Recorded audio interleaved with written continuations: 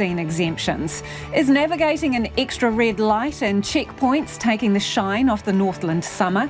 We take you inside an Auckland COVID ward. Boris Johnson is hit with a massive hangover, even though he missed the party.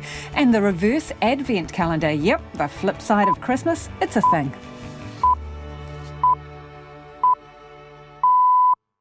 RNZ News at 5 o'clock. Kia ora, I'm Marama Tipole. The ACT Party has decried a ban on young people buying cigarettes as nanny state politics and warned it will fuel a rampant black market. In a world first, the government plans to make it illegal to sell cigarettes to those born in 2009 or later. Here's our Deputy Political Editor, Craig McCulloch. As well as the generational ban, the government intends to slash nicotine levels in cigarettes and the number of retailers who can sell them. The suite of proposals has found a broad political appeal, with National, the Greens and the Māori Party all indicating their support. ACT, though, says the government should stay out of people's lives. It says the policy will have unintended consequences, driving people to the black market and giving gangs another source of income. The Ministry of Health says it's writing to a Kaiapoi GP to remind her that it is a breach of public health orders to continue seeing patients face-to-face if she remains unvaccinated. Newshub has filmed Dr Joni Gerard handing out fraudulent vaccine exemptions and admitting she has not had the COVID vaccine. All health workers are required to be vaccinated. The Ministry of Health says it's also continuing to investigate the matter. It says staff in the health and disability sector need to be vaccinated because they care for people who are at increased risk of severe illness from COVID-19. Rapid antigen testing for COVID-19 will become free for any domestic travellers who are not fully vaccinated. It will be available from community pharmacies throughout the country from next Wednesday until the end of January. Andrew McGray reports. Anyone travelling from Auckland who's not fully vaccinated will need evidence of a negative test result within 72 hours of travel.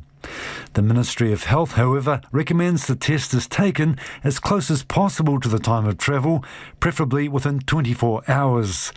The need for the test will also apply to people travelling in other parts of the country with the transport company that requires the unvaccinated to provide a negative test. The rapid tests take only 15 minutes. They can't be used by symptomatic people. A bill that will ease the process of correcting the gender on a birth certificate has passed its third reading with unanimous support. The legislation, which began as a routine update to the births, deaths and marriages system, has evolved to be a transformative bill for the trans community. It will change the law to make it simpler for people to amend their birth certificate to reflect who they are. Green MP Elizabeth Kerekere became emotional during the bill's third reading in the House this afternoon. This bill upholds the mana, the wairua, the mauri of our takatapui trans, intersex and non-binary whānau. As a takatapui cis lesbian femme ally to our takatapui trans, intersex and non-binary whānau, I am very proud to commend this bill to the House. The bill passed with unanimous support from all parties. 4,000 residents who were unable to come to New Zealand because of immigration rules have been given the green light to travel. And Immigration New Zealand will also resume making decisions on all offshore residents' applications ahead of the border reopening next year. Jill Bonnet reports. The announcement follows a High Court ruling that Immigration New Zealand was wrong to stop processing the visa applications of a group of Afghans due to COVID-19. More than 2,000 residence applications received before the border closure remain to be decided. The government will also decide how to enable 3,000 people to travel to New Zealand who applied for a resident visa after the border restrictions came into force. Those who already have residence will need to find spaces in managed isolation or wait for the border to reopen. It's 5:04. Australia have continued their dominance over England after lunch on the second day of the first Ashes cricket test in Brisbane. A short time ago at Drinks, Australia were 141 for 1, trailing England's first innings total by 6 runs. David Warner is on 65 and Marnus Labuschagne on 63. New Zealand's Nico Porteous is through to the finals of the free ski halfpipe at the opening World Cup event of the season in Colorado. Porteous was the top qualifier from his heat, with the top 10 going through to Saturday's final. Barcelona have crashed out of European football's Champions League following a 3-0 loss to Bayern Munich, failing to make it past the group stage for the first time in 20 years. Defending champions Chelsea and Manchester United have both advanced. Meanwhile, Tottenham Europa's League match against French club Rennes has been called off due to the number of coronavirus cases in the Spurs squad. 8 players and 5 management staff have the virus. And former world champion cyclist Mark Cavendish was assaulted by 4 armed men during a burglary at his Essex home last month. Cavendish was at home recovering from 2 broken ribs and a collapsed lung which he suffered in a race crash when 4 men broke into his house, threatening his wife and children before stealing a Louis Vuitton suitcase and 2 expensive watches. That's the news.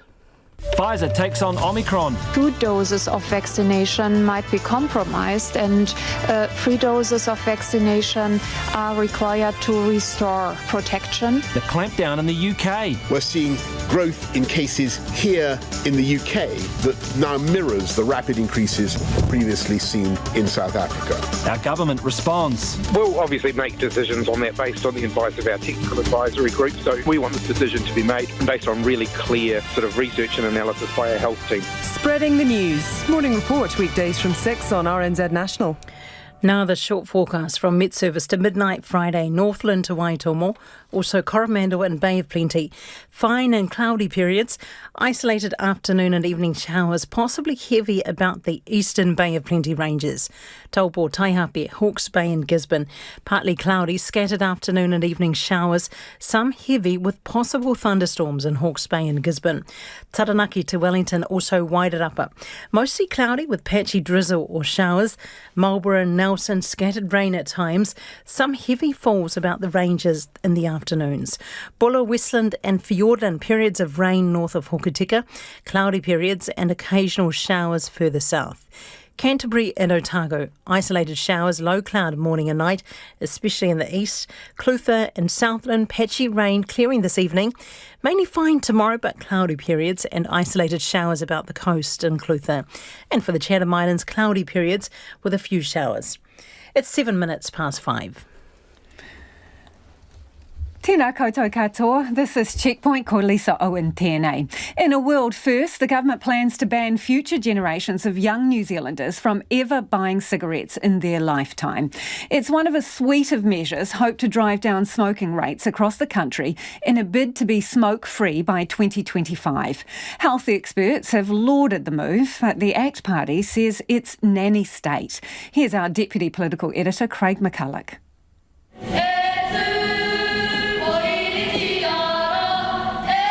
These are the so-called smoke-free kids, the voices behind a generational shift.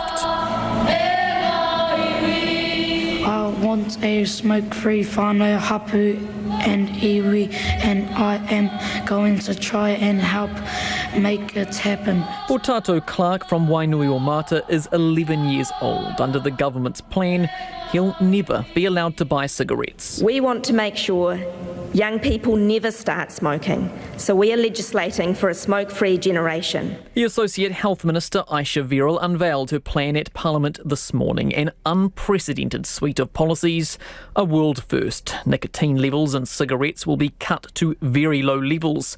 The number of retailers allowed to sell them will be slashed to about 500 by 2025. And then the headline, a gradually increasing smoking age, making it illegal to sell cigarettes to anyone born from 2009 on. The truth is, there is no safe age to start smoking. The latest figures show more than 9% of New Zealanders are daily smokers. For Māori, it's more than 22%. The government wants it down to 5% by 2025. The Medical Association's chair, Dr. Alistair Humphrey, is thrilled with today's move. He says it will save lives. About 80% of smokers say they wish they'd never started smoking in the first place.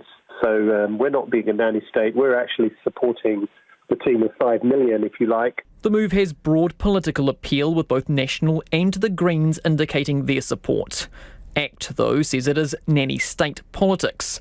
Its MP, Karen Chaw, says it will fuel a black market the gangs will be rubbing their hands with glee. Quite frankly, I'm just sick and tired of this government telling us what we can and can't do in our own homes, you know.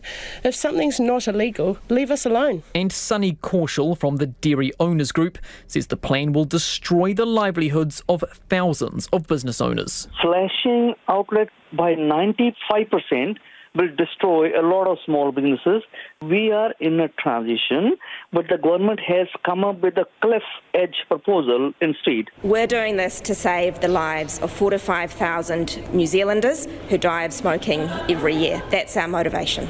A lot of the detail is yet to be fleshed out: the exact cut-off age, the acceptable nicotine level, the penalties. The legislation is expected to pass by the end of next year. A series of investigations are underway into a Kaiapoi GP who's been filmed handing out medical certificates and schooling patients in how to pass them off as official vaccine exemptions. News Hub filmed Joni Gerard coaching clients on how to get away with using them and declaring she is unvaccinated. Our reporter Conan Young and cameraman Nathan McKinnon have the story. Someone was behind the reception desk today at the weight loss clinic run by Dr. Joni Gerard, but while the sign on the door said open, nobody was coming to let us in. She was also nowhere to be seen when we visited the home she shares with husband and fellow doctor Michael Gerard. Hello. You're not welcomed here. Leave my property immediately. Okay. Immediately. Sure. Yes. Okay. Joni Gerard was snapped by a News Hub reporter with a hidden camera, explaining to a waiting room full of people wanting to obtain one of her fraudulent exemptions as a way of getting around the mandate that requires them to be vaccinated in order to enter hospitality venues and workplaces. I mean, really, this is horrible, horrible medicine. What we're trying to do is give a medical certificate saying that you've been assessed and it is not appropriate for you to receive the current vaccine. I have had someone be able to fly to Australia last week on one. So, I mean, we have had some success stories reported back to us. She also admitted to not being vaccinated herself, despite it being a legal requirement for health professionals. I'll start practicing medicine before I'll get vaccinated with this vaccine. I have had lots of vaccines before, but not this one. The Medical Council, the body that ensures doctors are competent and fit to practice, says it's been notified of the case and is now considering the concerns raised in the story. Its chair, Dr. Curtis Walker, wasn't available for an interview, but in a statement says there's no place for anti-vaccination messages in professional practice, nor breaches in professional and legal standards, such as conducting an in-person consultation while unvaccinated. All mention of the Gerard's weight loss business, including its website, have been taken down today. But Joni Gerard's doctor husband, Michael... Leave my property immediately. Okay. Immediately. Sure. Well, he has some strident views himself and features in an online chat hosted by an anti-vaccination group. I'm Dr. Michael Gerard. I'm an American medical physician. I've been living in New Zealand now for 6 years. I'm semi-retired. Still do work in the States, have 5 medical clinics in the States, and I can manage those from here through the magic of the internet. Michael Gerard says his anti-vaccination stance is guided by the oath he took to do no harm. I wanted to make sure that I wasn't going to harm anyone by recommending it or not recommending it, and I wanted to make sure I wasn't going to harm myself because I've got a family that depends upon me, medical practice. So I started doing some research, and when I looked at the harm aspect or the safety aspect of the vaccine, the first thing that attracted me were the thousands of deaths that were being reported on official reporting sites like the VAERS site in America. Hailing from the United States, the Gerards have both worked as doctors for over 20 years, including as missionaries in Ecuador and Africa. The Prime Minister, Jacinda Ardern, says it's disappointing to see a health professional undertaking activity that puts others at risk. I do want to give people reassurance, though. This appears to be the actions of some individuals here, and we'll be paying very close attention to what's happened and see whether or not there are other ways that we can ensure it isn't replicated. Opposition leader Christopher Luxon describes Dr. Gerard's actions as disgraceful. It's quite unbelievable, to be brutally honest with you, and it's just don't support it at all. And so I just think it's great. It's good that the Medical Council and the police are involved with that, and we need to shut that down very fast. The chair of the Medical Association, Dr. Alistair Humphrey, says on the face of it, the case is a clear-cut case of fraud. There is case law in this country that doctors writing certificates, and there's at least one case of writing what you might call ordinary sick notes, have been convicted of fraud, which carries a maximum, I think, 3-year sentence under the Crimes Act. So I think on the face of it, it appears to be something that the police should be investigating. The Ministry of Health says it's writing to Dr Gerard today to remind her that it is a breach of public health orders to continue seeing patients face-to-face if she remains unvaccinated. It says it's continuing to investigate the matter. And we've just received a response from police who say they've had a formal complaint from the New Zealand Medical Association. They say it will be assessed accordingly and investigated with the assistance of the NZMA and Ministry of Health. In general, police have a range of resources when investigating fraud complaints, and an individual could find themselves charged under the Crimes Act or the COVID-19 Health Act. It is 5:15. Kia ora rawatu mo te whakarongo mai e haere ake nei. We take you inside an Auckland COVID ward. Now, returning to our top story, the government plans to ban future generations of young New Zealanders from ever buying cigarettes in their lifetime. And joining us now is Associate Minister of Health, Dr Aisha Verrill. Kia ora, Minister. Kia ora, Lisa. Thanks for having me on. So these have been described as some pretty bold moves. No one's ever tried this before. So how can you be sure it will be able to deliver the result you want? Smoke-free 2025. The combination of packages will have initiatives will have a sound evidence base that's taking nicotine out of cigarettes, reducing the amount of retail outlets in the community, and also we've had purchase age controlled for a long time. But we are going to try the innovative step of making sure that the future generations, as they age through, aren't able to purchase, to really future-proof these measures and make sure we have a smoke-free generation in the future. Minister, your line's just, slightly dodgy, so if we could just get you to move around a bit because we want to hear what you have to say. So in terms of some of the advice, it said there was significant uncertainty in the outcomes and that you only had theoretical information on the impacts of these measures. The denicotinisation of cigarettes has been well studied. There are multiple clinical trials on that measure. There is a lot of evidence about the association between retail outlet density and the risks of people smoking. And that just makes sense, doesn't it, Lisa? If you're trying to quit, and we know most smokers are, and you walk home from the bus to your home and pass 8 different outlets on the way, that really undermines people's efforts to quit. We'll get to the outlets in a second, but banning future generations from smoking, how much closer does that get you to smoke-free 2025, percentage-wise, that ban?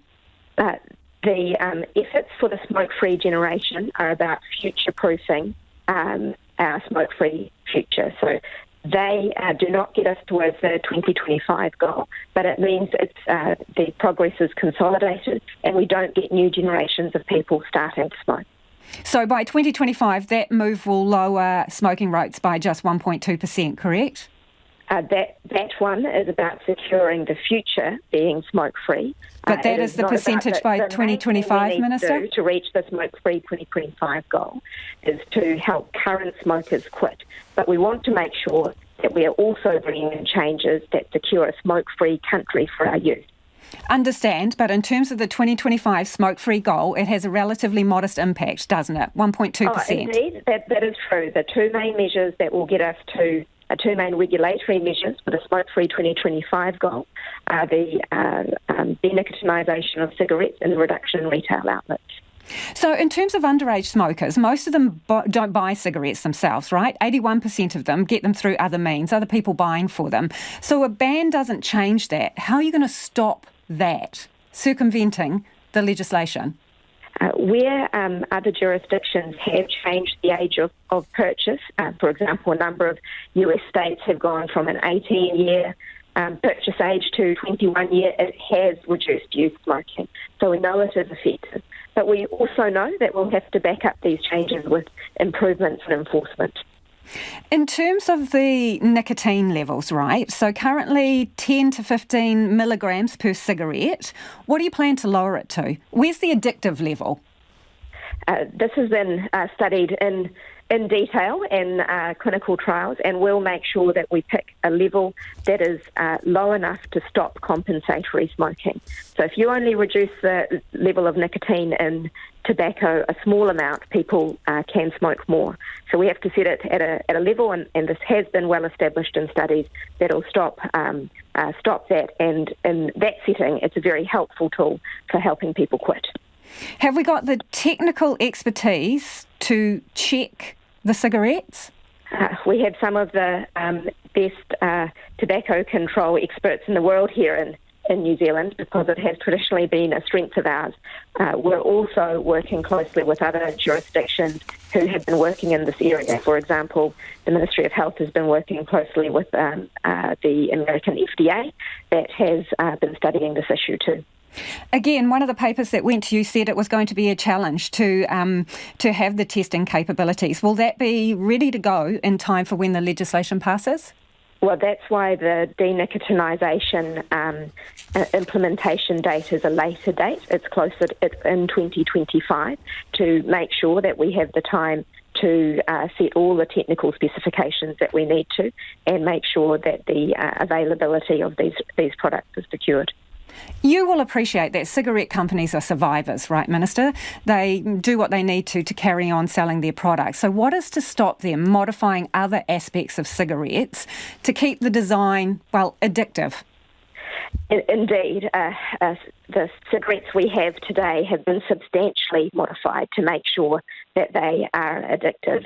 So part of the legislative approach we'll take is a regulation that will stop modifications that undermine the purpose of our other efforts. That's a whack-a-mole scenario, though, isn't it, Minister? You have to wait for the developments to come up and then outlaw them?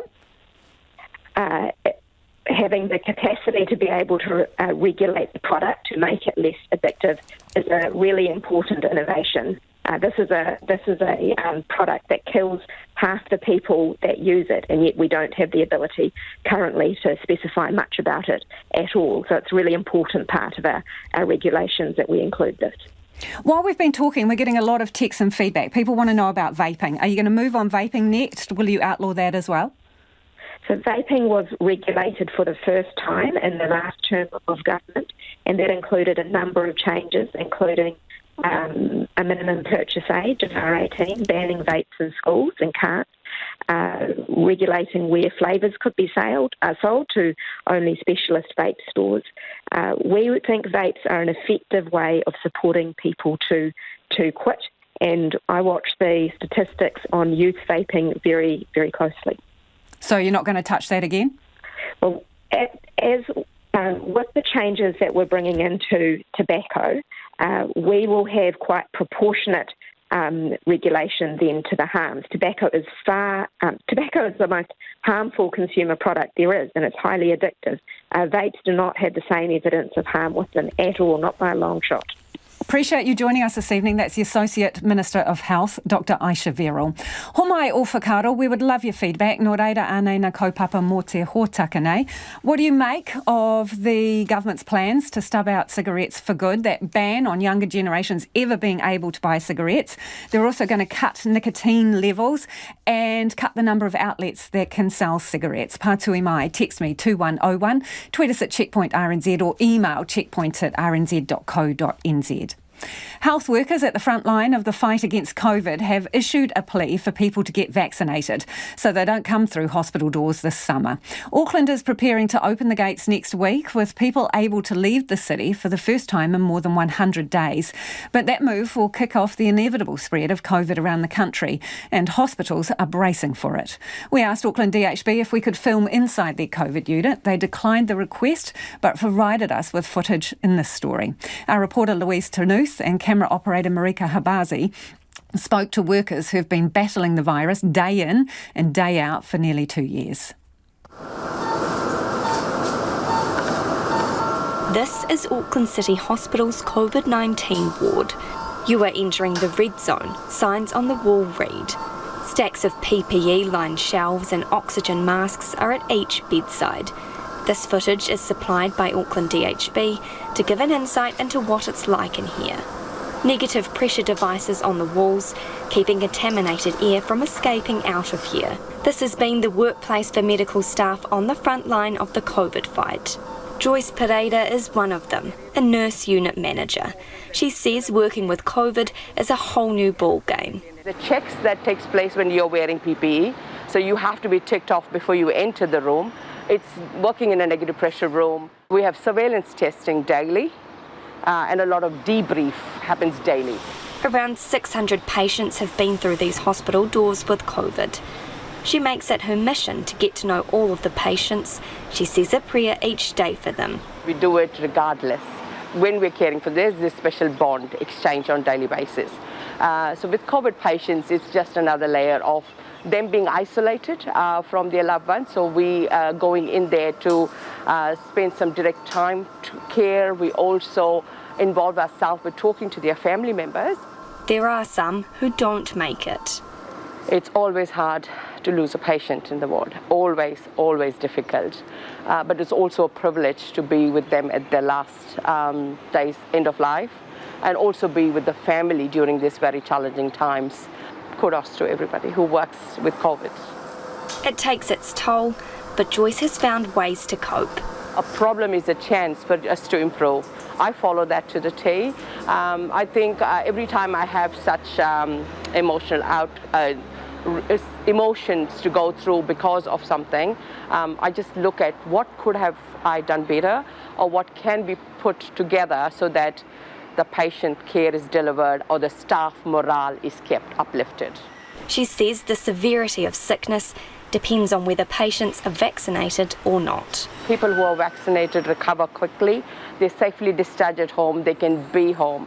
To me today is to say it is so good to see the numbers increasing. We need to keep going. We need to vaccinate. If things get worse, they go to ICU, where Dr. Colin MacArthur works. Across the Auckland region, so far no patient admitted to ICU has been fully vaccinated.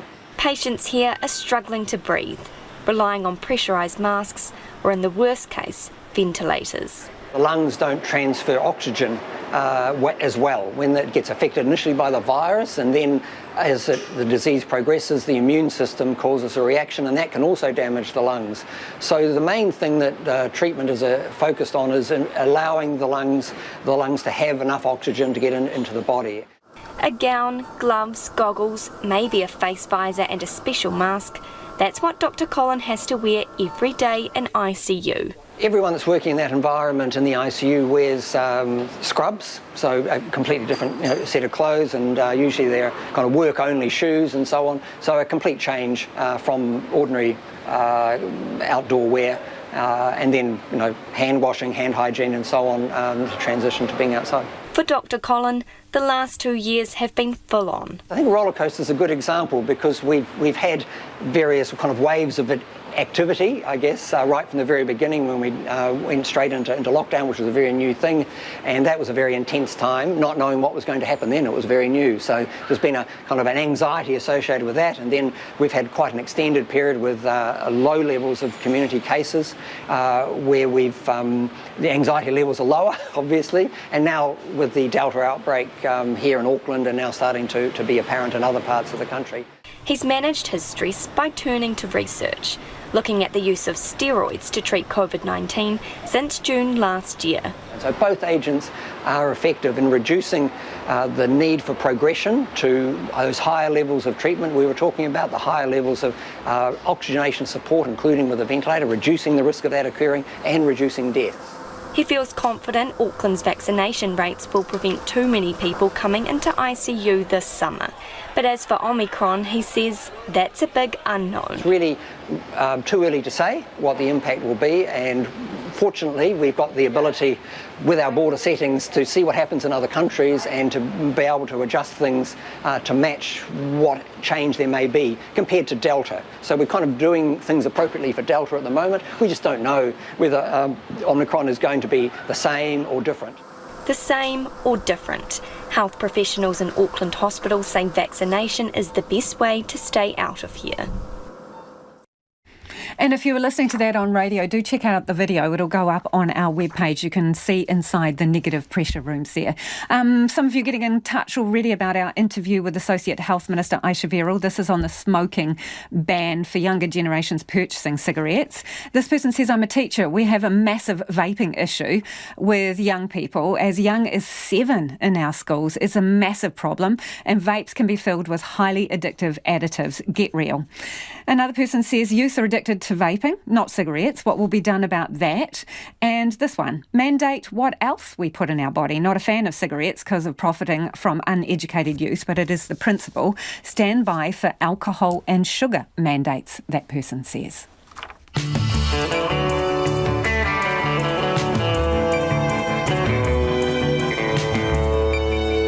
Kia ora, e te iwi e hariaki nei I a checkpoint. Are red lights and checkpoints too much baggage for a Northland holiday?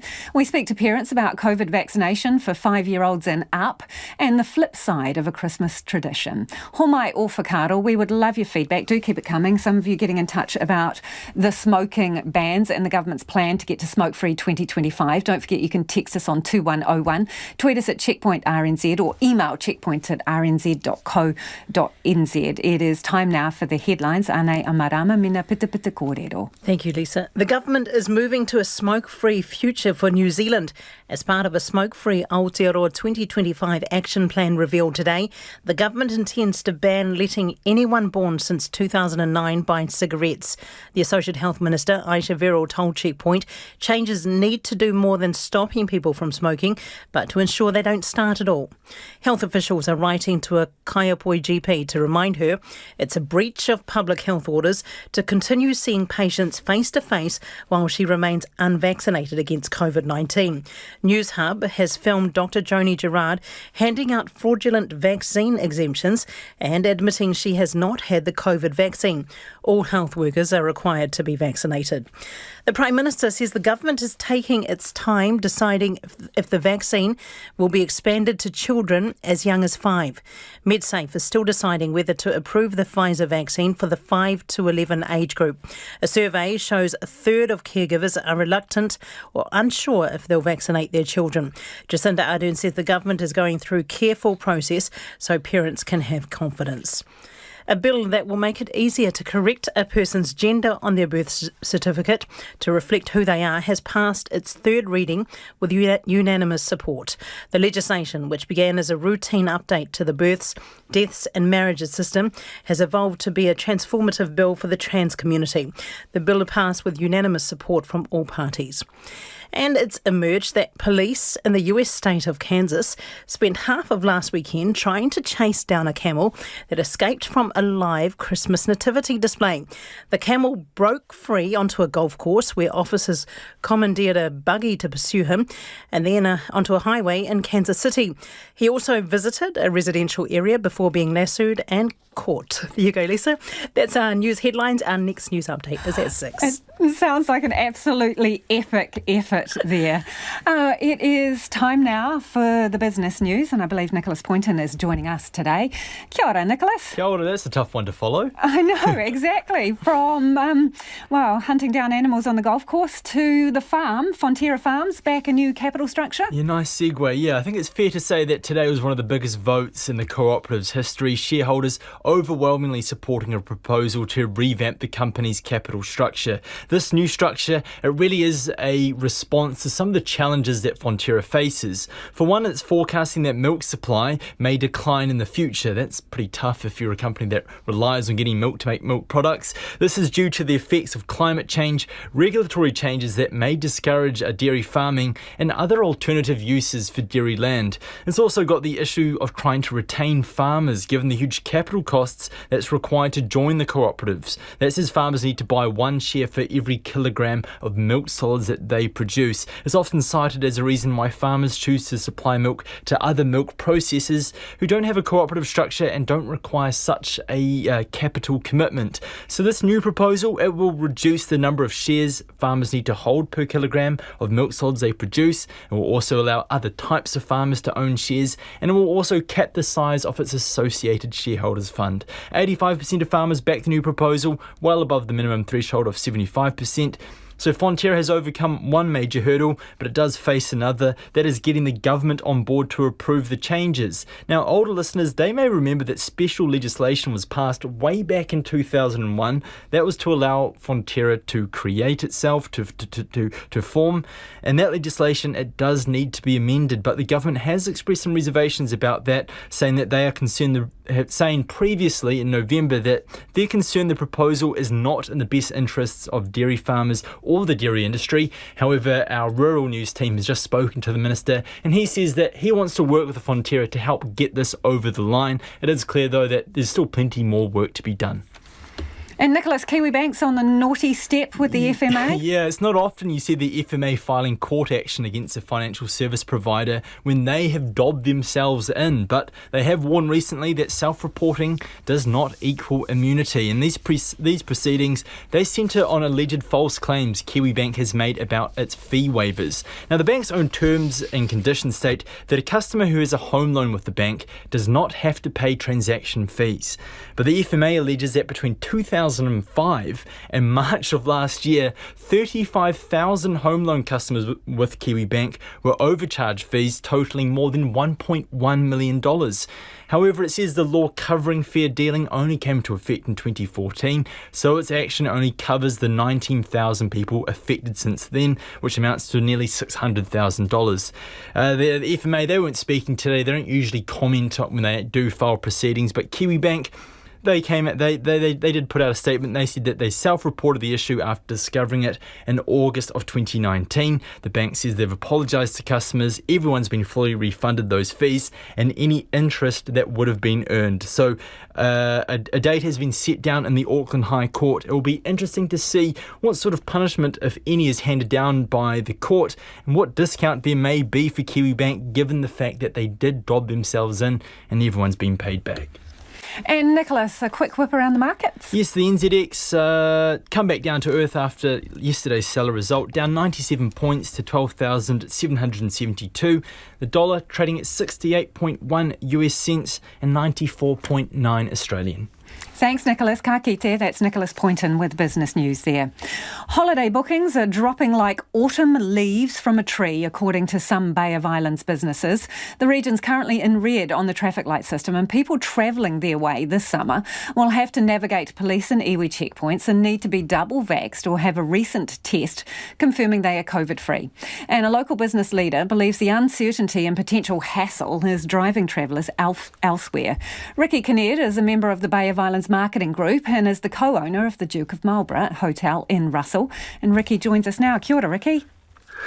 Kia ora, Lisa. How are you? I'm very well. How are summer bookings looking up your way? Oh, hey, look, it's pretty dire, and look, New Zealand tourism and hospitality has been devastated across board from COVID and for the last couple of years, and Northland's no different, and we're in survival mode.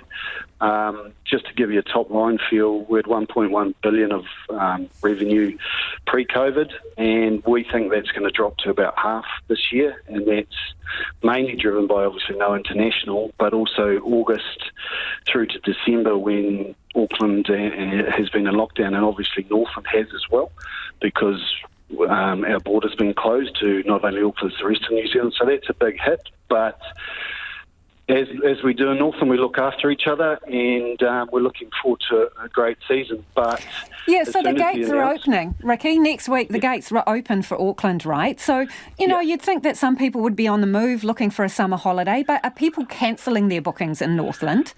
Yeah, absolutely. So as soon as the announcements were made, and normally we have full books through all the accommodation providers, not only Airbnbs, hotels, camping grounds, etc. But here in the Bay of Islands, as soon as the announcements were made and barriers were mentioned and red lit was mentioned, basically bookings were cancelled overnight, the phone stopped going, and then a couple more kidney punches with Waitangi Day cancelled, and a few of those things, and the uncertainty meant the book's been decimated and the uncertainty is there. So what we're really after is actually, if the borders are going to stay around and we've got no chance of getting out, Northland needs to move to a traffic light system that reflects the efforts of some regions like the Bay of Islands and allows them to go orange and protects the lower vaccinated areas and keeps them in red. Okay, Ricky, couple of things there. Let's start with the traffic light system. So you're suggesting that Northland not be lumped into one region, that you carve it up according to smaller vaccination rates and you get more privileges. Am I understanding you right? Yeah, 100%. And Northland's a big place, so actually lumping it under one is pretty unfair considering it's a massive geographical reach. And it's not only different in the geographical reach, but it's different in population lumps. And then here in the Bay of Islands, obviously with a big tourist hub and with our season come around the corner and a massive effort to get to almost 90% first vax, we're there and we're ready. So in other areas just need a bit more time. But how does that work practically, right? You've said that the checkpoints are a bit of a downer and people see them as a hassle, so they don't want to buy into that.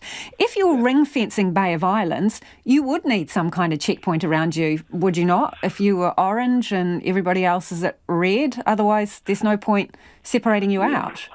Well, or you put it on its head and go, well, actually some of those small areas throughout Northland that are in red, just protect them and have the State Highway 1 open to the Bay of Islands. So, you know, the reality here is that it is a big place and you can see the police and we're putting a whole lot of effort into State Highway 1 barrier. And there's 72 police I heard today from the Mayor, but actually isn't it better just to be smarter and protect little regions and support them and just keep the State Highway 1 open? So you've got some neighbouring areas like Moerewa and Kawakawa and locals from those areas come into what you would regard as the Bay of Islands, right? They've got much lower vaccination rates, 79% first dose Moerewa, Kawakawa 83%. So some of them would work in your patch, right? So should they be kept out or in? Well, from a hospitality and tourism perspective, we're set up for the traffic light system. So here at the Duke, for instance, we have 72 baseline employees. They're all double vaccinated, and we're ready and have been ready for the traffic light system for a long, long time. So we're respecting those rules, and the people that are coming from out of the region will respect those as well. So we're ready. And in fact, if you turn that on its head pretty quickly, you go, actually, we should be protected from unvaccinated like everyone else, Auckland and stuff. So, you know, it's a hard one because of the geographical reach, but as a tourism industry and hospitality industry, we're vaccinated and we're ready for the traffic light system and we're ready to support each other. So when we talk about checkpoints, right, that presupposes people are coming by road, but you've got great coast up there, so and also people can fly. So what percentage do you reckon of your visitors come by boat or by plane? Because they can bypass a checkpoint and the hassle. And so there's two parts. So most come by car. And most come up the highway. So that's a big part of the puzzle. It's the bulk of it comes through State Highway 1 from Auckland North. When you're flying, you need to be vaccinated on Air New Zealand, so that's part of it. But when you're a boat, that's a bit of a challenge. When you come on land, you can only get to the Duke and other areas with your vaccination passport, etc., etc. So it's not going to be much fun when you arrive if you've not got those things ready. You won't be allowed at the Duke. It's as simple as that. So, December 13th, right? That's the revisit of the traffic light system. So let's say you had the ear of the Prime Minister right now. What do you want from that review on December 13th? Oh, look, really, really simple. This is a great chance for Cabinet and the officials to show how a targeted and flexible, refined, smart new COVID protection framework can work. And by putting the Bay of Islands into orange, that'll show the intent and the actions that they said they would do. Protect those who are vaccinated and unvaccinated in an equal way and look after and make life get back to normal through this traffic light system. Otherwise, why have it, Really appreciate your time this evening. That's Ricky Kinnaird, who is from the Duke of Marlborough Hotel in Russell. Deputy Prime Minister Boris Johnson has come under increased pressure over a staff party reportedly held during the Christmas lockdown. The scandal drags on as Mr Johnson flicks the switch on Plan B, encouraging people to work from home and bringing back mask requirements. But the anger has centred on Downing Street itself over suggestions staff has breached the very rules they came up with. The BBC's Laura Koonsberg has more. Hemmed in, Boris Johnson's stuck with two ugly problems that are mashed together. What happened under his own roof, which has sickened some of the public, and what he reckons needs to happen now to push back the virus. The danger tonight is the fiasco of problem 1 makes problem 2 much harder to solve. With the variant spreading at lightning speed, he and the country's most senior scientists were back on the platform. We can't yet assume that Omicron is less severe than previous variants. So while the picture may get better, and I sincerely hope that it will, we know that the remorseless logic of exponential growth could lead to a big rise in hospitalisations and therefore, sadly, in deaths. And that's why it's now the proportionate and the responsible thing to move to Plan B in England. How can you stand at that lectern, exactly where some of your team laughed and joked about COVID rules, and tell people they must now follow your new instructions?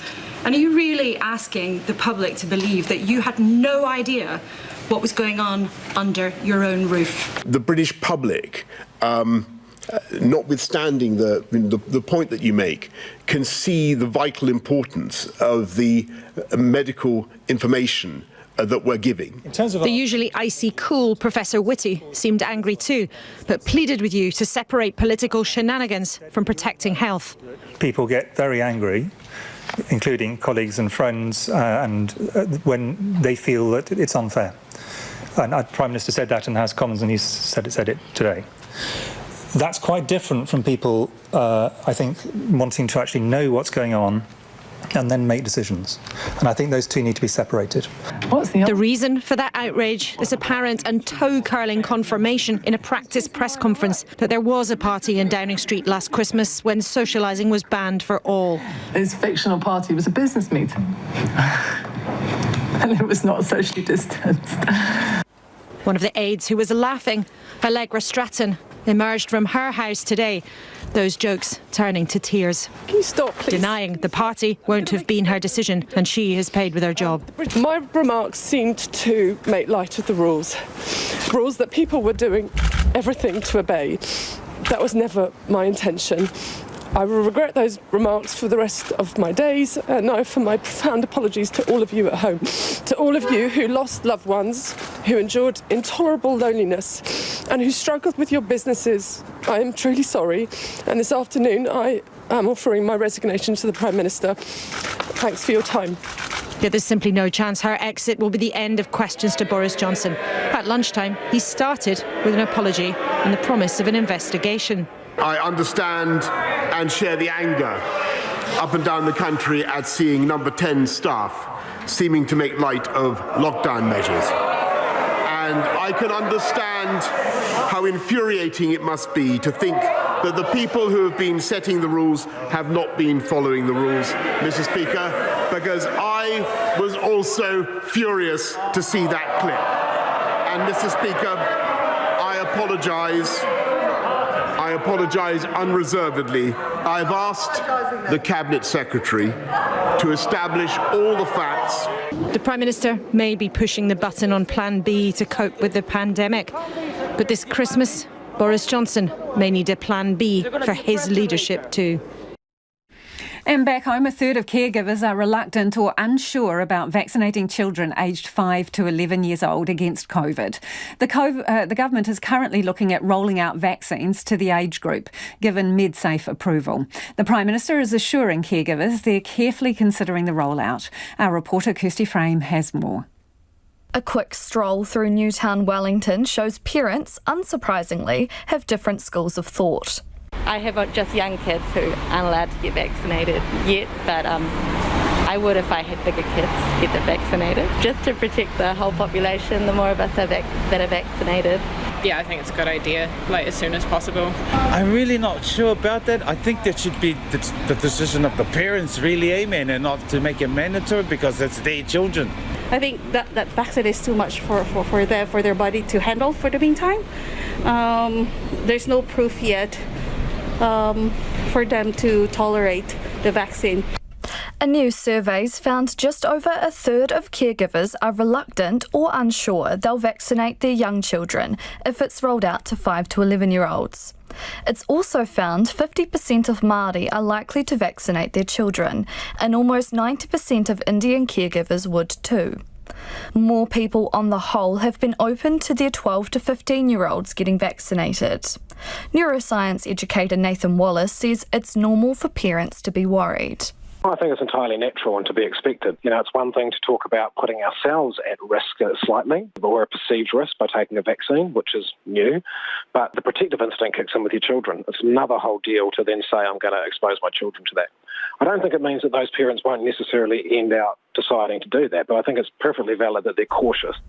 He says the anxiety is hard to eradicate, and while some will stand by their decision, having time now to consider it might help. Prime Minister Jacinda Ardern says the government is going through a careful process so parents and caregivers can have confidence.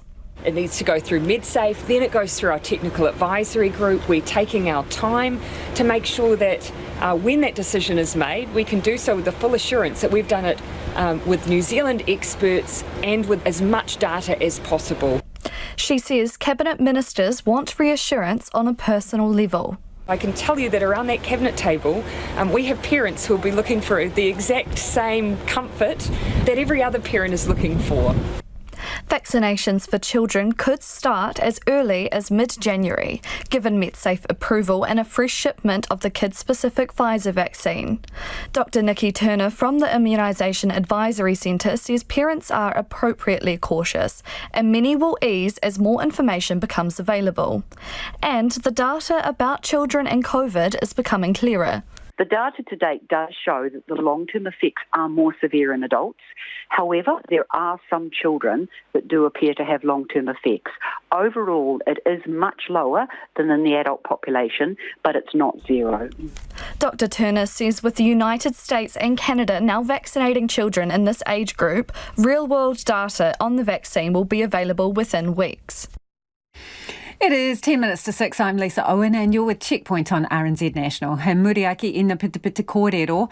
After the news at 6, the average Auckland house price jumped more than 100k in the 3 months since lockdown began, and that's taking a toll. Counting down the days to Christmas might involve kids bouncing out of bed every day, busting to open the next window in the Advent calendar and collect a tasty little treat or trinket along the way. But could it be that we have got this tradition back to front? Australian woman Heather Luttrell reckons so, and she's come up with the reverse Advent calendar. And Heather joins us now. Heather, can you explain to me how this works? Certainly. So the idea is that you start with an empty box, and instead of every day taking a treat out like you do a regular Advent calendar, with a reverse Advent calendar you put something in the box.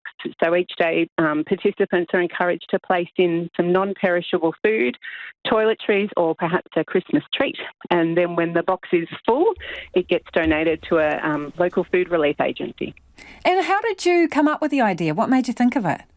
Yep, so it's not my original brainwave. It's something that I had seen online as an idea. And I loved the idea as something I could do with my children at home who were much younger then. And I just wanted to encourage my kids to think about other people and to take that focus off receiving and put it on to giving. So at first it was just something I did each Christmas with my family. So one family, one box, and it was donated. But every year people would hear about it and say, oh, it's such a lovely idea, Heather, we'd love to do it too. But nobody else ever did. So in 2018, I thought I just really wanted to see people do it because I knew how much my family got from doing it. So I put out on my Facebook to family and friends, would there be maybe 4 friends who would do a box with us? I'll wrap a box in Christmas paper for you and decorate it, deliver it to you. You fill it, and then I'll collect it to make it as easy as possible. And like I said, I'd hoped for 4, and that year I ended up with over 70 boxes filled with food that we were able to donate. That's really cool. I'm just wondering how you kind of worked the kids around to this. Obviously, they were a bit younger when you started off. But I remember, you bob up, you want the chocolate from the calendar or whatever little trinket or is behind the number there. And it's quite a hard habit to break from kids. How did they feel about it to start with? So they still did a regular Advent calendar. We had our chocolate one or our little trinket one, but it was an extra tradition. And in fact, it was the thing that they wanted to do first. They would come out each morning and the 3 of them had a roster system over whose turn it was to go and choose an item to get added into the box. So they were on board from the start. And what do you get out of it, Heather? A lot. It's amazing to see people's responses. So this year across Australia we've grown and there will be over 4,000 boxes being filled, and there's 35 different groups running Reverse Advent Calendar. And I love it from every perspective, from a parent who sees their children learning about generosity, from the perspective of the agencies who get the boxes, because they do such an amazing job, and this is just a small bit to add to what they're able to do and to acknowledge their hard work. And then I love it from the aspect of those that are receiving the boxes, that at Christmas time when they're just doing it so tough that they would receive a box and they'll never know who it's from, but that they receive this box filled with food that won't last forever, but it will make a difference even on that one day. So, Heather, you picked up on it from someone else's idea and your friends have picked up on it from you. How far do you hope this is going to travel? Well, at the moment, it's reaching all corners of the world and I'm getting lots of interest. As an Australian project, I just would love to see it available to people all across Australia, that anyone who wanted to be part of it would be able to get one of our branded boxes and be able to participate. But I'm more than happy to chat with anyone in other countries about how I've set it up, and if it helps one more person in one more country or place be generous, then I'm all for it. Thank you so much for your time, Heather. Really appreciate you speaking to us. That is Heather Luttrell, the Australian woman who's, she's working on the reverse Advent calendar. You give something away to someone else. The first electric ferry in the Southern Hemisphere will soon be switched on and leading the charge across the Wellington Harbour. The ferry will be launched next week, but the Prime Minister got her own sneak peek today. Our reporter Tom Kitchen and cameraman Angus Drever stepped on board too. Looking out over the panorama of the Wellington Harbour, the Ikarere is safely docked at the Seaview Marina in Lower Hutt. But soon enough, it will make its way across the choppy Wellington seas into the city. We're right at the top here of Ikarere, the ferry, and it will go from Days Bay all the way over to the Wellington Harbour. And it's much faster than taking the car. It's about a 25-minute ride. Sounds wonderful. Everyone here will be there. Yeah. And have coffee, so... No, it's going to be pretty good. Prime Minister Jacinda Ardern was having a look today to find out about how the ferry will run. Yep. So down here below Jeremy, and as you walked over there, is 4 separate hatches that are all full 1 hour fire boundaries. She told ferry bosses it's tough for New Zealand to move forward in transport.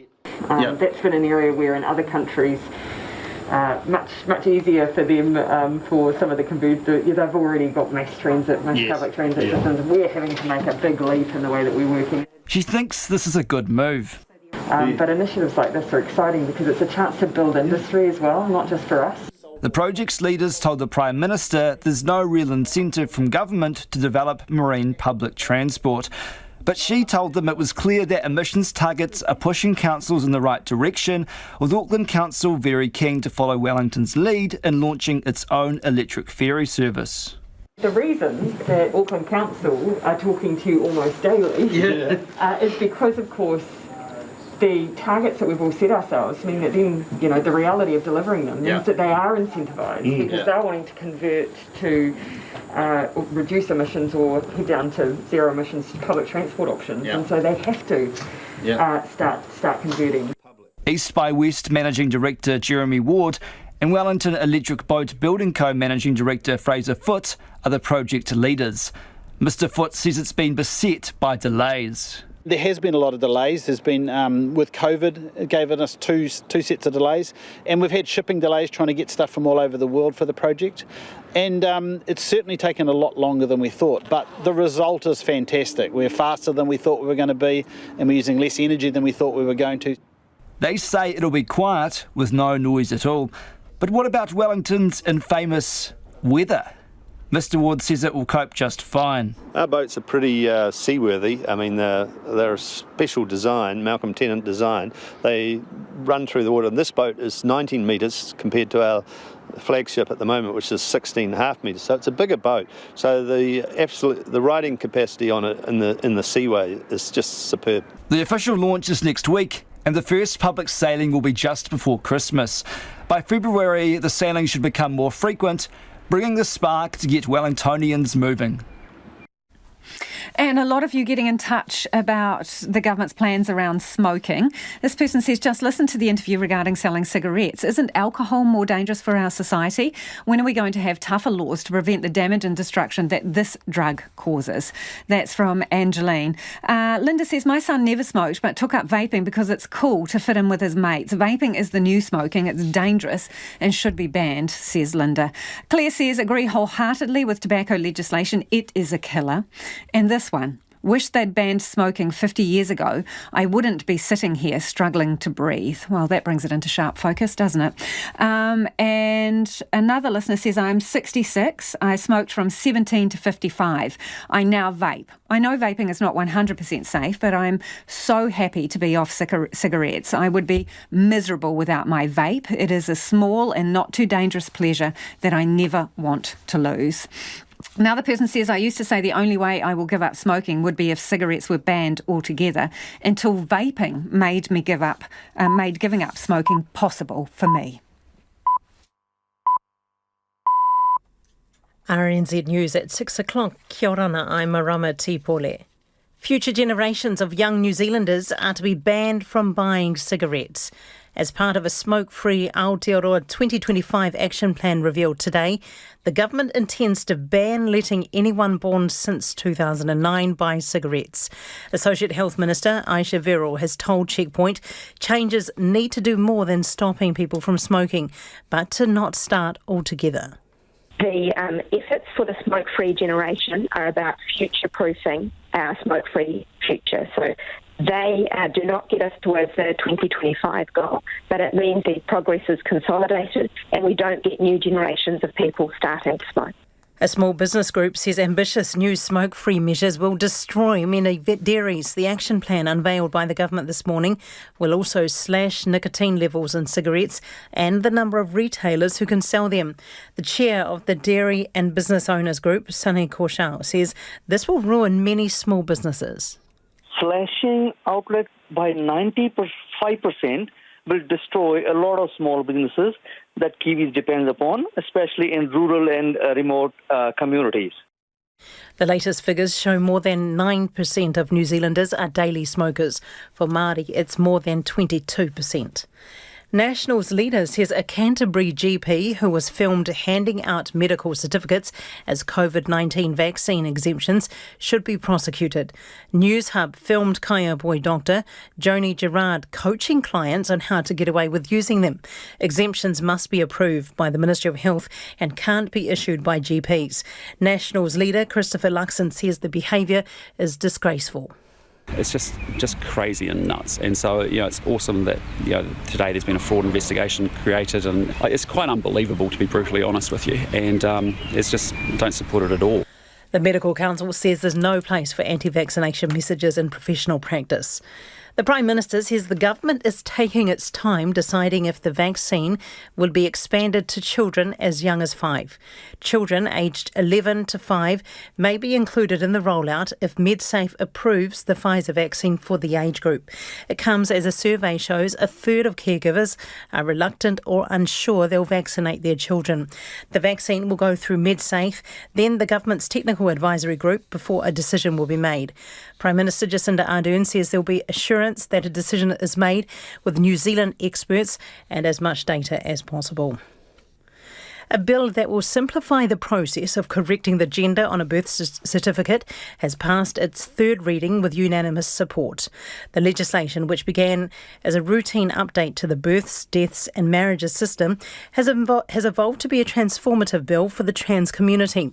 It will change the law to make it simpler for people to amend their birth certificate to reflect who they are.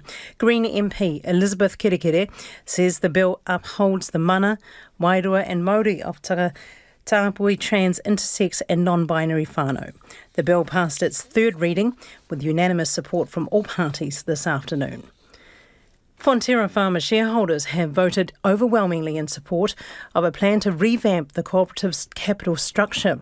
At today's special meeting, 85% of farmers supported the changes, well above the minimum required of 75%. Here's business reporter Nicholas Poynton. Fonterra's new capital structure is aimed at securing the company's financial future and retaining farmers, amid the prospects of falling milk supply and increased competition from other processors. The changes will reduce the number of shares farmers need to buy to join the co-op, allow different types of farmers to own shares, and cap the size of its associated shareholders fund. Now Fonterra needs the government to amend the Dairy Industry Restructuring Act for the changes to go into effect. And that's the news. Now looking at the short forecast from Met Service to midnight Friday. Northland to Waitomo, also Coromandel, Bay of Plenty. Fine and cloudy periods, isolated afternoon and evening showers, possibly heavy about the eastern Bay of Plenty ranges. Taupo, Taihape, Hawke's Bay and Gisborne, partly cloudy, scattered afternoon and evening showers, some heavy with possible thunderstorms in Hawke's Bay and Gisborne. Taranaki to Wellington, also Wairarapa, mostly cloudy with patchy drizzle or showers. Marlborough and Nelson, scattered rain at times, some heavy falls about the ranges. Buller, Westland and Fiordland, periods of rain north of Hokitika, cloudy periods and occasional showers further south. Canterbury and Otago, isolated showers, low cloud morning and night, especially in the east. For Clutha and Southland, patchy rain clearing this evening. Mainly fine for tomorrow, but cloudy periods and isolated showers about the coast in Clutha. And for the Chatham Islands, cloudy periods with a few showers. It's 6:05. Ngā mihi marama, no mai hoki mai. This is Checkpoint, ko Lisa Owen Tēnā. Skyrocketing Auckland house prices are being blamed for causing mental health problems and relationship issues by some at the raw end of the city's market. The average Auckland house price rose $113,000 in the 3 months since lockdown began. That makes renting more expensive and buying a house even harder. Jun Bond reports. For some young people in Auckland, if you don't laugh at the cost of housing, you cry. It's pretty much, yeah, it's yeah, unreal. That's Johnny, a young construction worker. He reckons it'll take him years and a lot of hard work to scrape together a deposit. Not anytime soon, maybe late 40s. On top of having to pay someone else's mortgage by renting, there's just no room to save. Michelle reckons the high cost of housing is causing people constant stress. It's disturbing everything, their well-being and all, you know, because they can't get by. I think it's ridiculous, to be honest, that what landlords are charging, considering a whole lot of them have actually paid their buildings over and over again. And that has a knock-on effect. Separations. Domestic violence, alcohol abuse, drug abuse, stress, trying to deal with how they can get by day. Solo dad Lee also rents a house in Auckland. I actually think it's criminal now. I think it's actually just got to a point where it's ridiculous. I find it really unjust, and that's why I use the word criminal, because I think it's actually got to that point. I think governments are supposed to defend and make sure people have some of the basic things, and surely housing is a basic right. According to quotable value, houses at the bottom end of the Auckland market have risen $120,000 in value in the last 12 months. A regular 20% deposit on one of these homes is $150,000, 20 grand more than at the end of last year and 40,000 more than 2 years ago. Evan is trying to save for a deposit with a partner and a young child. As fast as you save it, the prices go up and the deposit goes up. So, you know, it's without some kind of help, I guess if you have parents that can help you, great.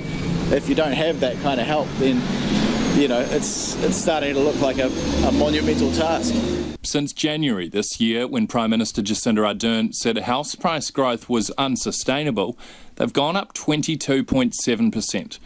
And it's not just urban areas or Wellington and Auckland skewing the figures. In Gisborne, the average price is up 24%. In the far north, 33%. In Stratford, where the average house costs less than $500,000, prices have gone up 35% in the last 12 months. So, 11 months after saying price rises were unsustainable, Jacinda Ardern says they're still unsustainable. But she hopes that'll change soon. We've closed tax loopholes. We've reorientated the market away from investors towards first home buyers. We see first home buyers having made up 22% of the market, now making up 26%, and we see record consents. All of that should contribute, alongside, of course, the decisions of the Reserve Bank, to us seeing change in the market. And that's what we're all working towards. Chloe Swarbrick, the Green Party MP for Auckland Central, says it's clear the government doesn't have any intention of meaningfully fixing this. With the effective political guarantee of what the Prime Minister and the Minister of Finance call sustained moderation, that is continual growth in the price of these assets, that we are not going to deal with this problem. She says New Zealand needs a seismic shift in how we see housing, including actually taxing wealth and capital gains. It's looking at things that are completely uncontroversial in other democracies and jurisdictions, the likes of rental warrants of fitness, landlord registers, property manager regulations and rent controls. Even Christopher Luxon, the new National Party leader who owns 7 houses, told media today recent house price rises are crazy and out of control. Imagine working in a rest home and having to choose who gets care and who misses out. Care workers who took their plea for enforceable minimum staff numbers to Parliament today say that's what's happening at the coalface, where some residents aren't even getting their medication on time. Soumya Bamidipati reports. Dunedin rest home worker Marita Anson-Johnson was among the workers who presented a 7,000 signature petition to lawmakers today. She says her work is about giving back to others, but understaffing means she's often forced to make the toughest choices. You have to choose, and having to choose who misses out. I don't want to be put in that position. I want to be able to say, well, I can do this and I can do that. But having to rationalise in the ratio of what you can't give people. Wellington caregiver Marianne Bishop says better pay is only the first step and mandatory staffing levels must follow for the sake of workers and the residents. If they're desperate to go to the toilet or they're thirsty or they want to move and they can't do it because they need a hand to do it, it's just as frustrating for them. Advocacy group Grey Power says some elderly people have delays getting medication, food or their other basic needs met. Its Aged Care Committee chairperson Roy Reid says he recently spoke to a nurse who was initially unable to give a patient morphine. It requires 2 registered nurses to be present, and in her case she had to wait until a registered nurse from another village was free to come so that she could administer morphine. That, in our mind, is an unsafe practice which is causing a lot of pain to residents. E2 spokesperson Jodie Anderson says the group is asking the government to deliver on a 2010 report recommending mandatory minimum staffing levels. Instead, she says since then, short staffing has only been getting worse and worse and residents need more complex care. I think you'll see aged care workers leave residential aged care, and there is already a staff shortage, and so it's really hard getting aged care workers to work in residential aged care. So I think that the problem's just going to reach crisis point, if it hasn't already actually. Labour List MP Liz Craig, who sits on both the Health and Petition Select Committees, received the petition outside Parliament.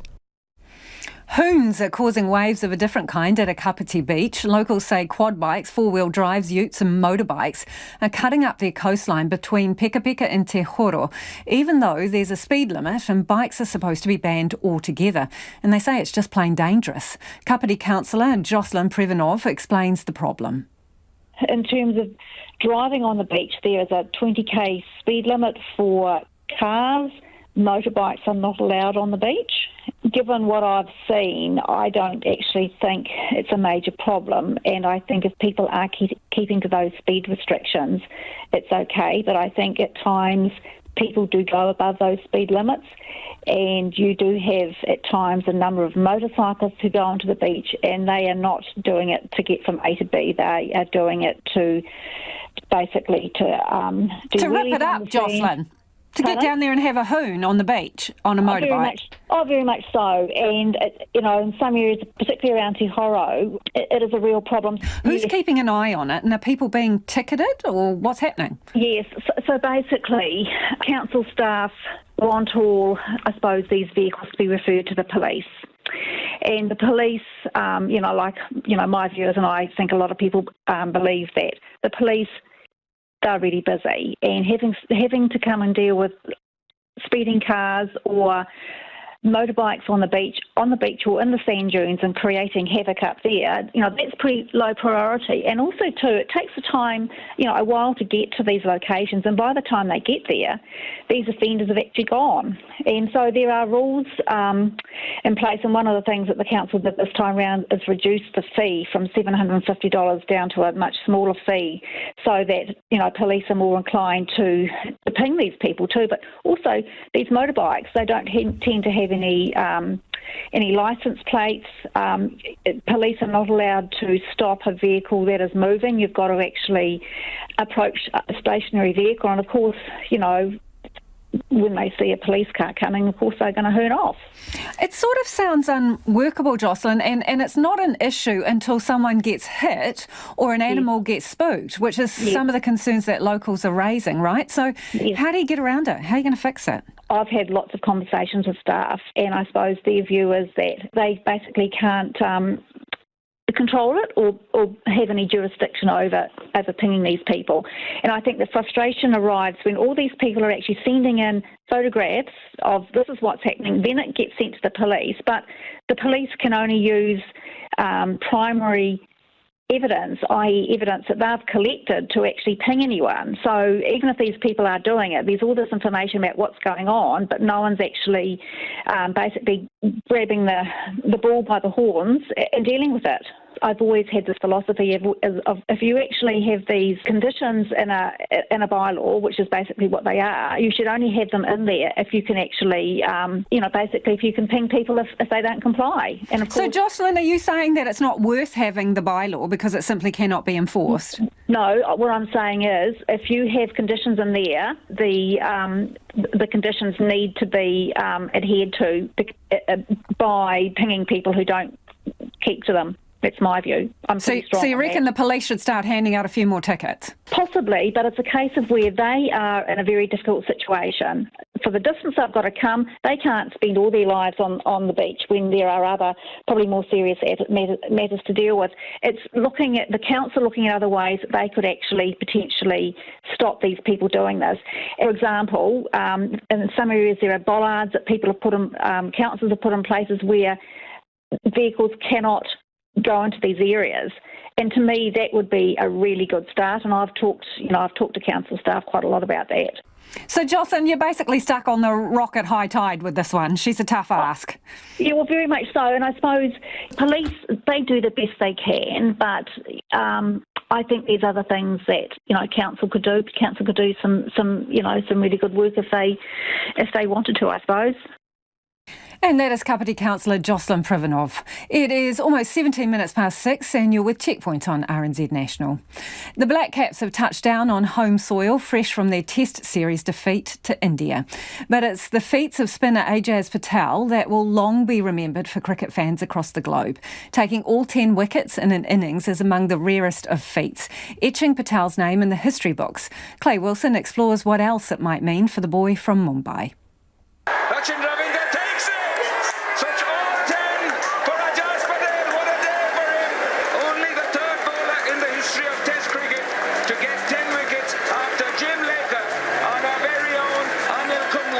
It's a feat achieved by just two others in 144 years of Test cricket. In taking all 10 wickets in a Test innings, Ajaz Patel joined an extremely exclusive club. And with exclusivity comes certain benefits, starting, according to former Black Caps coach Mike Hesson, with being a name the cricket world will now never forget. The fact he got 10 for is just extraordinary. I still remember Richard Hadley getting 9 for 52 back in 85, and I remember every single wicket. So people that watch those 10 wickets of Ajaz Patel, no matter what age they are, will always remember them. With such a special performance comes a special level of attention.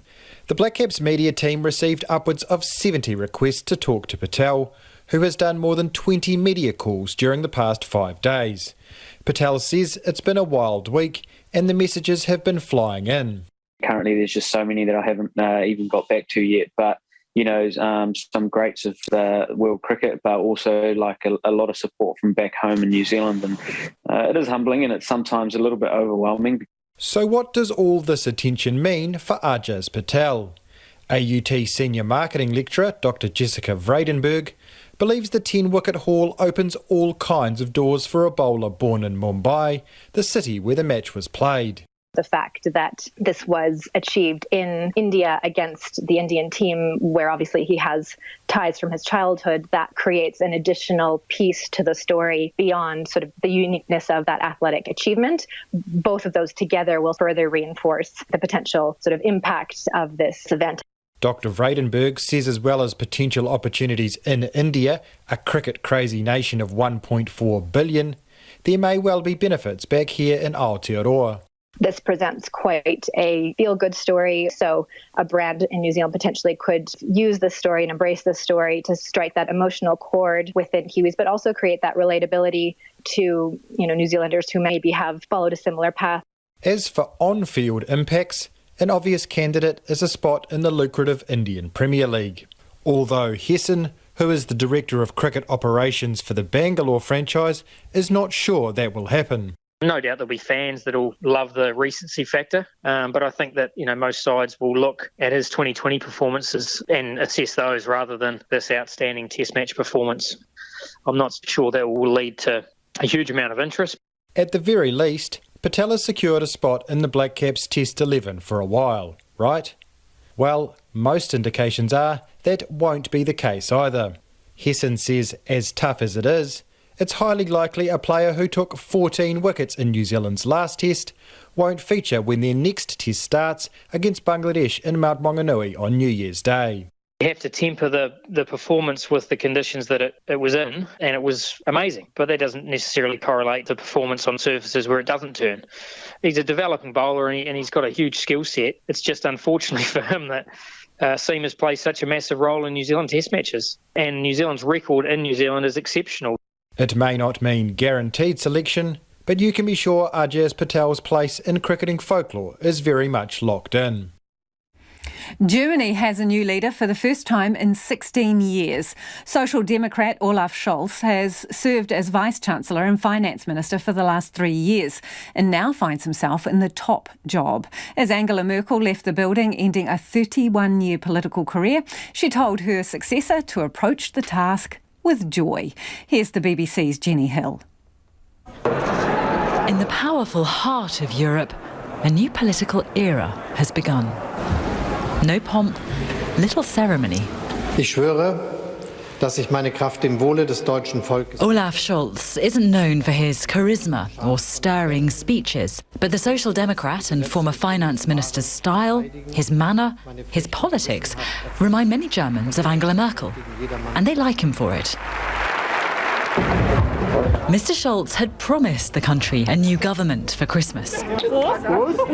His other pledges, to create a fairer, more liberal society and a climate-friendly country, may be harder to keep.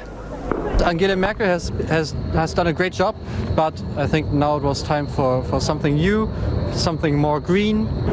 Now we have something different, but they have to prove themselves. That Mr. Scholz managed to form a government at all is seen by some as nothing short of a miracle. He'll have to hold together an unusual coalition. The Social Democrats, the Greens and the business-friendly Free Democrats aren't natural bedfellows. This is an historic day for Germany, and there's a real sense of excitement at the political changes unfolding here.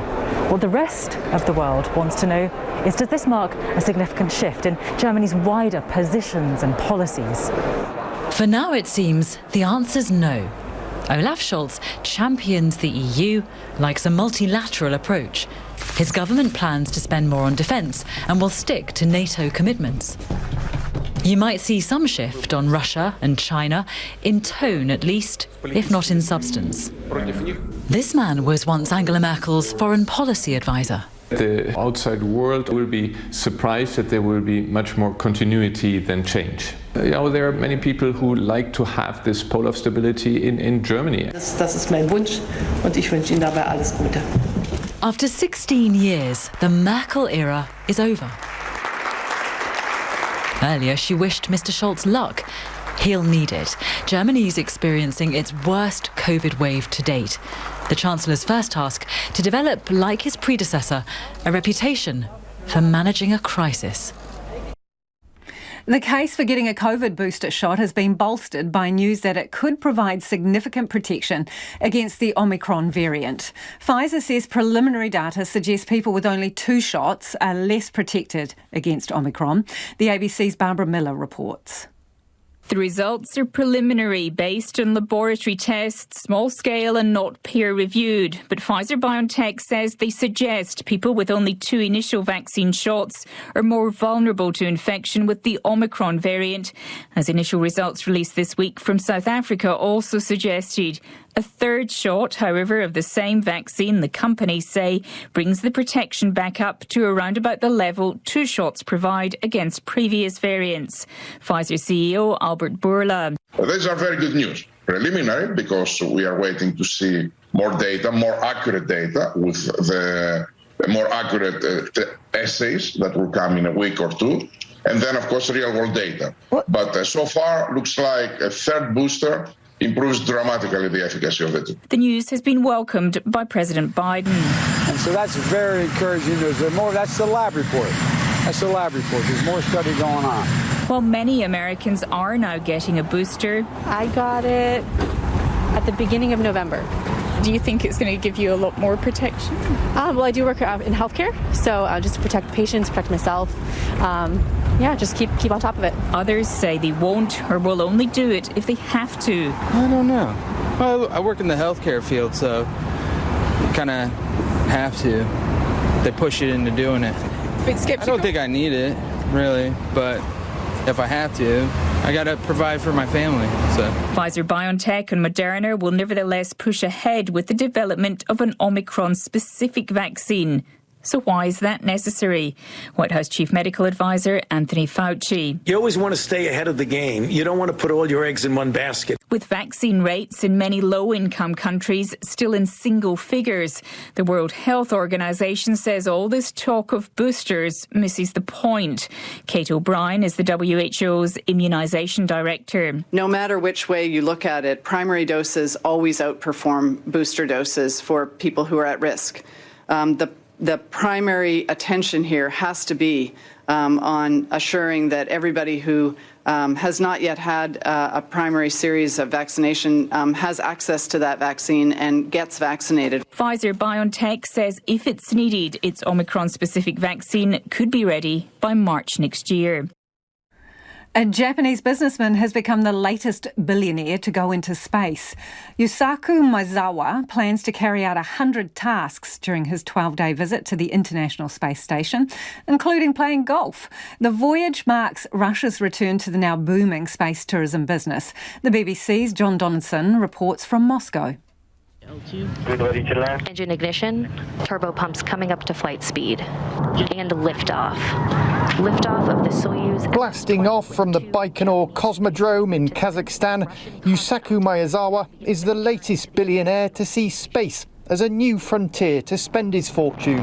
30 seconds into flight, crews are reporting good first stage performance. He treads where the likes of Richard Branson, Jeff Bezos and Elon Musk have boldly gone before and beyond. The 46-year-old online fashion entrepreneur and one-time punk musician will spend a full 12 days on the International Space Station. He's accompanied by his assistant and the Russian cosmonaut, Alexander Mizurkin. Speaking before he set off, Mr. Maezawa said the trip, which has reportedly cost him $88 million, had made him as excited as a child and that he was finally fulfilling his dream. The voyage marks Russia's return to space tourism after a decade-long pause, which saw the emergence of competition from private American companies. Speaking today, the director of Russia's space program said his country was ready to fight the US over what it sees as a growing market. During his time in space, Mr. Maezawa says he plans to perform 100 tasks suggested by members of the public. They range from blowing bubbles and playing golf to even hosting a badminton tournament. How that will work in zero gravity is anyone's guess. He's planning a trip to the moon in 2023. Well, let's get to some of your feedback before we head off on smoking. You've got lots to say on this one. This listener says, protecting young people from smoking is an enlightened policy. My brother smoked since he was young, and I was with him when he suffered and died from lung cancer. Part of me suffered and died too. I now have a friend with stage 4 lung cancer, a smoker all her life, who was hooked on this dreadfully addictive substance. Those who object should imagine their loved ones hooked up to chemo, dying before their time. And this one from Gabrielle. I cried when I listened to your piece on Smoke Free 2025. I was remembering my sister, my best friend and my parents-in-law, who all died young, killed by tobacco smoking. If only previous governments had had the guts to tackle smoking head-on like this. And this one, Minister Verrill needs to talk to teenagers. Mine tells me there are heaps of teens vaping at their high schools and even at class sometimes. It's much easier to access than cigarettes, and it's seen as cool and seems to be very addictive. On the reverse advent calendar, so instead of taking something out of the calendar every day, you put something in a box and then give it away to someone who needs it. This person says, Heather's advent calendar model is fantastic, so much more true to the season than consumerism. And this one saying that they're actually doing a reverse advent calendar at Ravensdown Christchurch Works and donating it to the City Mission. It's going really well so far for the first time, they say, and the team are all getting behind the collection. Thanks, Angela, for getting in touch about that. On Northland, and whether there's too much baggage to head to Northland because of the roadblocks, etc., etc., this person says, I've decided I can't deal with roadblocks, traffic hard enough over Christmas New Year period, so holiday up north cancelled. Well, that's sad to hear. The Late News team will keep you updated throughout the night. Ko te kaupapa tuatahi e pōpō. And tomorrow from 5 a.m, First Up has the magical story of a Bali street dog and the charter flight that will end its 6-year journey home. RNZ News headlines at 6:30. The Associate Health Minister, Aisha Verrill, says the aim of the Smoke-Free Action Plan released today is to prevent another generation of smokers starting at all. Meanwhile, a small business group says reducing how many retailers can sell tobacco will destroy many dairies. The police confirm they've received a formal complaint from the Medical Association about a Kaiapoi doctor who was filmed handing out fake COVID-19 vaccine exemption certificates. Aged care workers have presented a petition to Parliament calling for mandatory staffing numbers.